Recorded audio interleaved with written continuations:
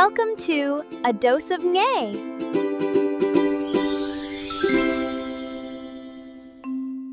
Hello, welcome to A Dose of Ngay. ဒီနေ့ဒီငယ်ကအရန်ကြိုက်ပင်မဲ့စားဖို့မိတ်နေပြီးတော့လုံမစားဖြစ်တာကြားတဲ့ချက်ဥကြော်တော့လှုပ်စားမှာဖြစ်ပါတယ်ရှင်။ချက်ဥပါပါတယ်ချက်ဥကတော့တယောက်ကိုတစ်လုံးနှုံးနဲ့တွက်ထားပါတယ်။ငမ်းပြားရီတက်မြားရီခရမ်းချင်လေးလှီထားပါတယ်။ငရုတ်သီးစိမ်းလည်းပပလှီထားပါတယ်။ချက်တုံကတော့လေနည်းနည်းထူထူလေးလှီထားတယ်။နနမင်ကတော့ကြိုက်ရင်ထည့်ပါမကြိုက်ရင်မထည့်လို့ရပါတယ်။ထိုင်းထညက်ပါပါတယ်။ချက်ဥကိုလေအရင်ဖောက်ပြီးတော့ခွက်တစ်ခုလေးကိုထည့်တယ်။အကယ်၍ချက်ဥကမကောင်းတာတော့ပုတ်နေတာတော့ဖြစ်မှာဆိုလို့အဲ့လိုလေးအရင်ထည့်ပြီးတော့မှကြော်ပါတယ်။စီပူလောင်စောင့်ပါတယ်။စီပူပူလေးမှထည့်မှဒီလိုမျိုးလေးfluffy ဖြစ်တယ်ပေါ့နော်။စီအေးနေတဲ့အချိန်မှာဆိုရင်ဒီလိုမပွားလာဘူးလေ။ပြီးတော့တစ်ဖက်တစ်ချက်ကိုလှန်နဲ့အနှစ်ချက်တဲ့အထိကြော်ပေးပါတယ်။ဒါတော့ဒီငယ်ကြိုက်တဲ့ style ပေါ့နော်အနာတူးပြီးတော့ကျွတ်ကျွတ်ကလေးအဲ့လိုမျိုးကြိုက်တာပါပြီးလို့ရှိရင်တော့ချက်ဥကြော်တွေကိုစီစစ်ထားပါတယ်အေးခံထားလိုက်တယ်ပကံတစ်ခုတည်းကိုခုနကတက်မြာရီထည့်တယ်ငံမြာရီထည့်ပါတယ်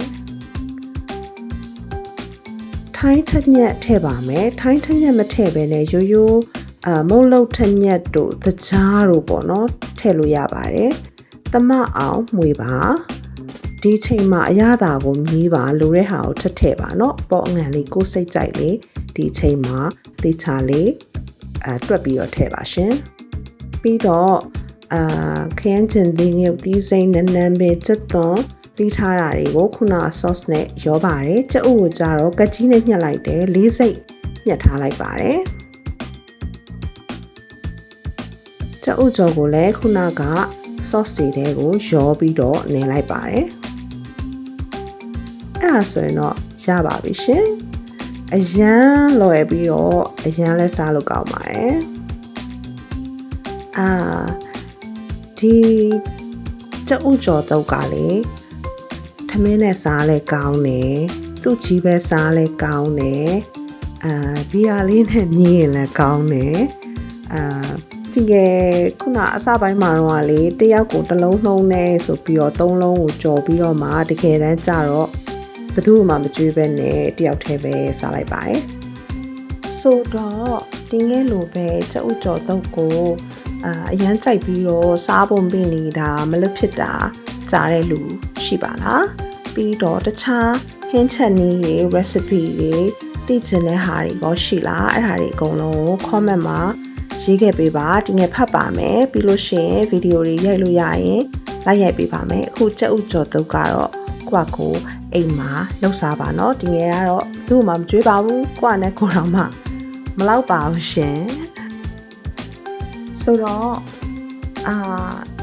ဒီဗီဒီယိုကိုကြိုက်နှစ်သက်တယ်ဆိုလို့ရှိရင်ဒီငယ်ရဲ့ A Dose of Ngay YouTube channel လေးကို